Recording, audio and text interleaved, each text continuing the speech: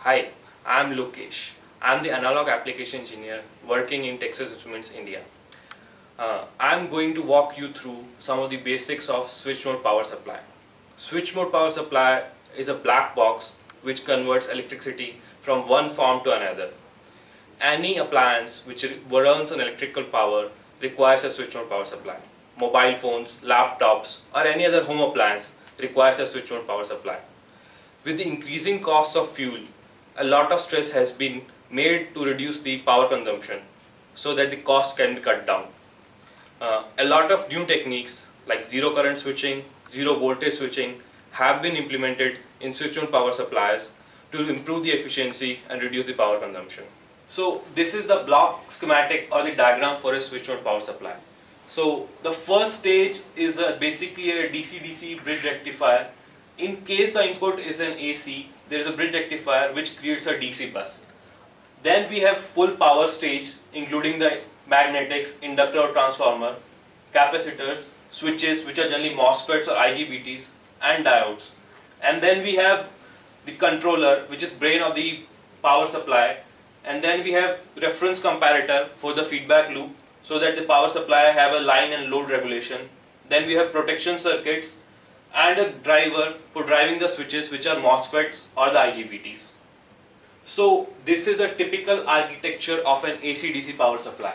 So the AC-DC power supply, the first stage is PFC, which is the power factor correction unit, which is generally a boost stage which has a MOSFET, an inductor or transformer, a diode.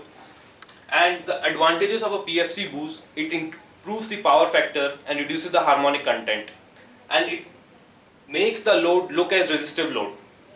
Then we have high voltage DC-DC stage, which includes a transformer, MOSFETs, its drivers, and the output rectifier stage. So the high voltage DC-DC stage either consists of a half bridge, full bridge, or a phase shifted full bridge, depending on the power requirement. So if the power is less, generally a half bridge is used, and if the power requirements are more, a full bridge is used. And we have digital isolation and a feedback. And then we come to the final stage, which is the local DC-DC or the point of load regulators. These are small buck converters or boost converters or the linear regulators, which are generally used to provide the processor, memory, or the local interface devices. So this is one of the basic topologies of this switch mode power supply. This is the boost power stage, which consists of an inductor, a diode, a switch. This is the output cap, and in most cases we also put an input cap. The basic equation for the boost converter is derived by equating the volt second across the inductor. So we have V in into T on is equal to V in minus V out into T off. So basically when the switch is on, the voltage across the inductor is V in, because this point will be grounded as soon as the switch turns on. And when the switch is off, the voltage across the inductor is V in minus V out into T off. And when we change this equation to a standard form, it comes to be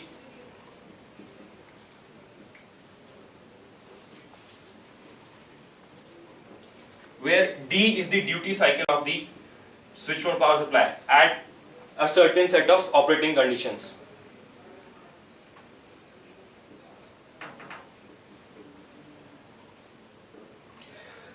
In any case, D is always less than equal to 1.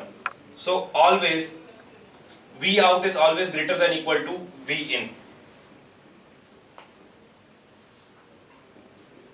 And since V out is always greater than equal to V in, that's why it is called a boost stage. So here we have one of the boost converters, where this side is the input side, this side is the output side, this is the inductor, this is a diode, and we have a controller which is the brain of the power supply, a small 5-piece controller. So basically this is a very small converter which takes an input up to a 6 volt input and gives an output up to 28 volts.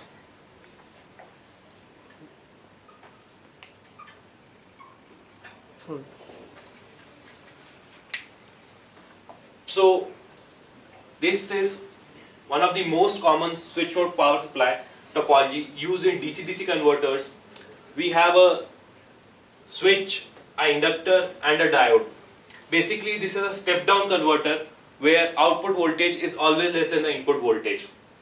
The basic equation for a buck converter is derived using equating the voltage seconds across the inductor. So when the switch is on, the voltage across the inductor is V in minus V out, and when the switch is off, the current in the output freewheels through a diode. So the voltage across the inductor is V out minus the diode drop, which is almost negligible. So when we convert this equation into a standard form, it comes to be V out is equal to V in into D, where D is the duty cycle of operation and D is always less than 1. So here also V out is always less than V in. Therefore it's called a step down converter. So here we have a buck converter, which is a step down converter. Here we have the input stage, output stage, and then we have, this is the buck converter, which is the controller. This is the output diode. Here we have an inductor, and there are discrete components which are required for the operation of this device. So this converter works from an input voltage of 3.5 to 60 volts, and it is able to provide a current of 0.5 amps. This converter can achieve a maximum efficiency of around 85 to 90% and can work up to a maximum duty cycle of 90%. So this is the flyback topology or the inverting topology. It can be used for stepping up or stepping down the voltage. Here we have a switch, an inductor and a diode. The basic equation for a flyback is derived by equating the volt seconds across the inductor. When the switch is on, the voltage across the inductor is V in into T on is equal to minus V out into T on. There is a change of polarity of the V out. It's inverted as with respect to V in. Therefore there is a negative sign. When we finally derive the equation, it comes to be V in into D upon 1 minus D with a negative sign. So depending on what the duty cycle is, V out can be greater than V in or smaller than V in. So here we have a AC-DC power supply, which is a green mode PWM controller, a flyback topology. So we have a MOSFET here on the heatsink, a transformer, an input capacitor, output capacitor and output rectifier diode. So it takes an input voltage from 85 to 265 volts and gives an output of 12 volts and 2 ampere. So this converter is a single stage AC-DC power supply, which is the most common use for low power supplies up to 50 watts. So there are two types of basically buck converters, boost converters or flyback, synchronous and non-synchronous, depending if they have two switches or a combination of switch and diode. Basically when the main MOSFET or the switch is off, the current conducts to the diode instead of a MOSFET. So the advantages of non-synchronous are it's less expensive and easy to implement, but it has losses in the diodes. Whereas the synchronous buck converter, the current flows through the MOSFET and the losses are less and it's highly efficient, but it's costlier. So the non-synchronous buck is generally used in case of high output voltages, so that the losses in the diode are not comparable to the output power or the output voltages. And in lower output voltages, a synchronous buck is used so we can achieve higher efficiency and lower losses. So depending on the core excitation or the magnetic excitation, the converters are generally classified into two forms. One is the asymmetrical converters, other is the symmetrical converters. In asymmetrical converters, the magnetic flux density varies from almost 0 to a fixed positive value and then it comes back to 0. Whereas in symmetrical converters, the flux density varies from to a negative value of say minus B to plus B. The advantages of a symmetrical converter are that the transformer size is less and you can get a more power from a same size of a transformer. But in asymmetrical converters, the change in flux density is less as compared to a symmetrical converter. So the topologies which use asymmetrical converters are for forward and flyback, and symmetrical converters are push-pull, half bridge and a full bridge. But asymmetrical converters have advantage because they have low cost, lower number of switches, but they also need a reset mechanism like a reset winding or a clamp circuit to reset the magnetic flux. Topology selection method, depending on the output power, a power supply topology is generally selected. So if we have say up to 500 or 600 watt of power, generally a single-ended or a asymmetrical converter is used, which is either flyback, quasi-resonant flyback, forward or active clamp forward.